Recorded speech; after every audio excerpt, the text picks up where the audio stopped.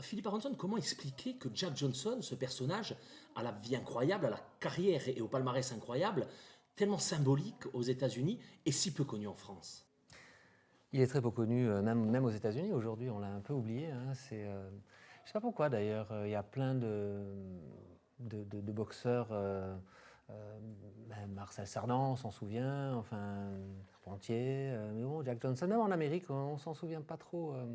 Il a été un peu enseveli. On vit de toute façon dans un monde de divertissement constant et on oublie de plus en plus vite, de toute façon, ce qui s'est passé même il y a 2 ans, 5 ans, 20 ans, donc un truc qui s'est passé il y a 100 ans. C'est... Et c'est un personnage, c'est un noir, un boxeur noir, qui a une vie incroyable et surtout qui a une vie qui est très très loin de tous les clichés que parfois le monde dans lequel il a vécu a essayé de lui imposer.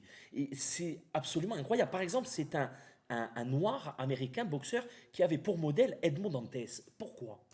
Alors là, ça c'est une question qui me fascine, c'est la question des modèles. On dit souvent que voilà, on a besoin d'avoir des modèles. Alors c'est les parents en principe. Pour le fils, enfin si on schématise, le fils c'est le père, la mère c'est la fille.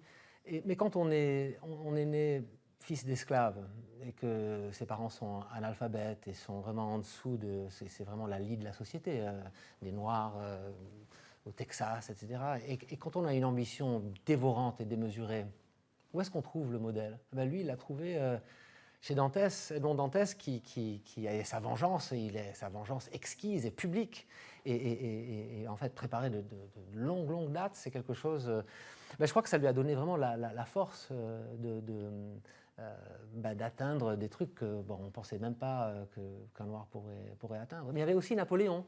Ces deux modèles, il y avait Edmond Dantès et il y avait Napoléon. Et il les a gardés comme modèle toute sa vie. Alors les Corses sont présents effectivement à Oui. plusieurs reprises dans le livre. Alors c'est assez étonnant quand on le lit. C'est vrai que ça peut nous frapper. Oui, alors, bon, Napoléon, forcément. Alors, je ne sais pas s'il est déjà venu, s'il est venu encore. Je ne crois pas qu'il soit venu encore. Peut-être, peut-être. C'est vrai que c'est un peu mon invention, mais en même temps, c'est vrai que dans les recherches que j'ai faites, il était très. Il était pro-corse, c'est sûr. Il était pro-français aussi. Enfin, je ne sais pas s'il faisait.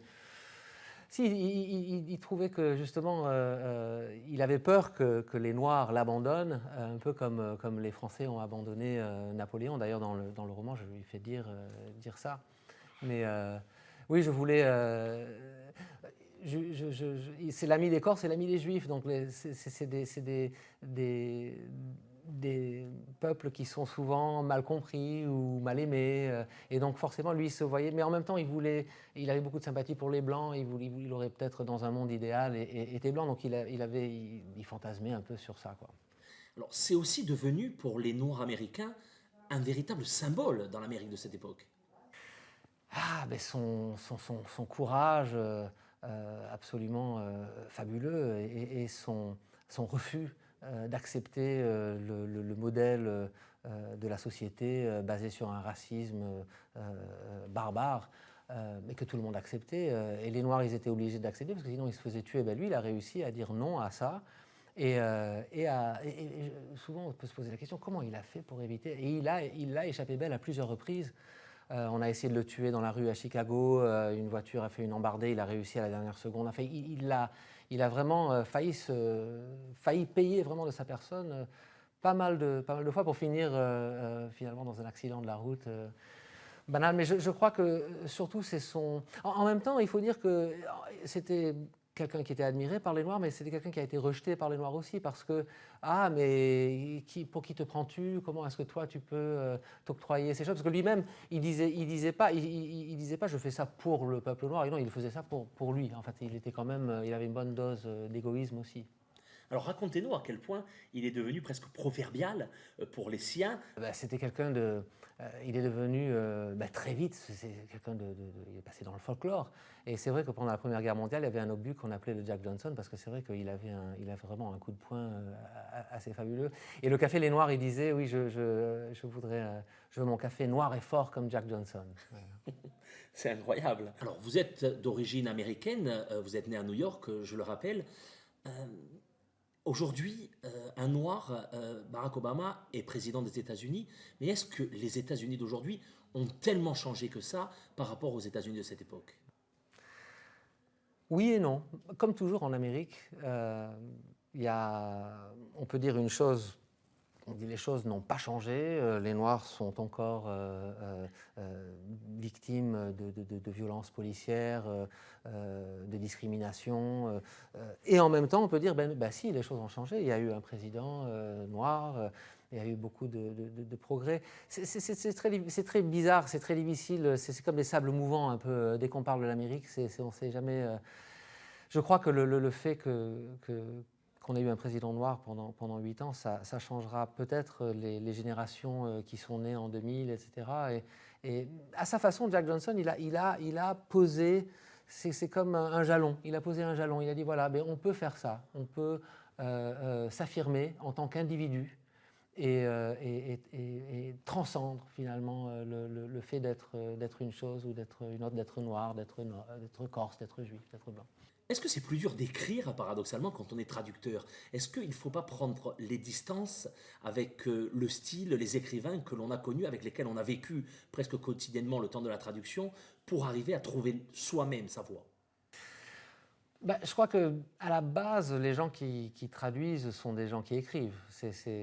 On vient à la traduction via l'écriture. Et, euh, et c'est parce qu'on a on va dire une technique solide et un style à soi qu'on peut aussi se fondre un peu dans un autre style. Et aussi, moi, ce que j'aime beaucoup m'amuser avec la langue aussi. C'est une des choses, c'est délicieux. Enfin, les jeux de mots, les allitérations, les clins d'œil, les références. Par exemple, quand on lit Nabokov, ça me vient à l'esprit comme ça. Il écrit en anglais, mais il fait des jeux de mots qu'un francophone lisant en anglais comprendra. Mais quelqu'un qui ne connaît pas le français ne comprendra pas, mais tant pis, il y a quand même il y a des niveaux de langage. Et c'est vrai qu'on peut s'amuser avec ça. Et c'est vraiment une des choses réjouissantes, je trouve, dans la langue. Et aussi, on ne sait jamais où ça va vous emmener. Alors, Philippe, une dernière question. Dans quelle langue écrit-on quand on est franco-américain et qu'on maîtrise les deux langues aussi bien presque l'une que l'autre? Ah, alors ça, c'est marrant. Pendant longtemps, j'ai longtemps, euh, j'ai tenu un journal.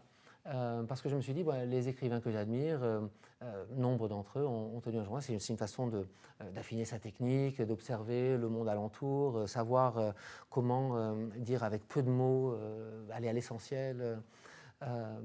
J'ai oublié la question. C'était comment la choisir, la langue, Oui, et dans quelle langue on et voilà, écrit? justement. D'abord, dans quelle langue vous l'avez Ouais, écrit, celui-ci? Un trou dans le ciel, je l'ai écrit en français. Mais à l'époque où je tenais un journal, il y a une chose qui m'a vraiment frappé. Et encore aujourd'hui, quand j'écris pour moi-même, j'écris une phrase, je commence à écrire en anglais, je peux finir la phrase en français, ou vice-versa. Quand j'écris juste pour moi, je ne sais jamais euh, sur quel pied je vais tomber. Enfin, mais en même temps, ce sont deux langues, c'est très curieux. C'est comme deux compartiments séparés mais qui communiquent bizarrement. Alors ceux qui m'ont lu en français et ceux qui m'ont lu en anglais disent que c'est vraiment, on reconnaît l'unicité du style dans les deux langues. Alors c'est vrai que le français a certaines, on va dire certaines facilités.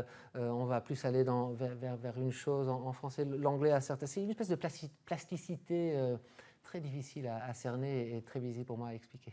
Alors, si par bonheur vous étiez publié en Angleterre ou aux États-Unis, est-ce que vous vous traduiriez vous-même? Je l'ai déjà fait. J'ai fait une traduction de ce livre et je l'ai montré aux États-Unis et j'ai eu des réactions, on va dire, très positives de la part de certains lecteurs et puis aussi un silence, silence radio de la part d'agents. Je ne sais pas si se traduire soi-même, c'est vrai que c'est un peu une réécriture. Parce qu'il y a des jeux de mots, forcément, qui sautent. Comme dans la traduction, parfois quand il y a un jeu de mots que vous ne pouvez pas faire, vous trouvez un autre passage où il n'y a pas eu le jeu de mots, mais où vous pouvez en mettre un, et bien du coup, il y a une espèce d'équilibre. Ce que vous avez enlevé ici, vous le remettez là. Donc c'est une espèce d'alchimie ou de salade, un peu de dentelle. Je ne sais pas combien, combien de métaphores je vais pouvoir trouver, mais voilà. Merci beaucoup, Philippe Aronson. Merci.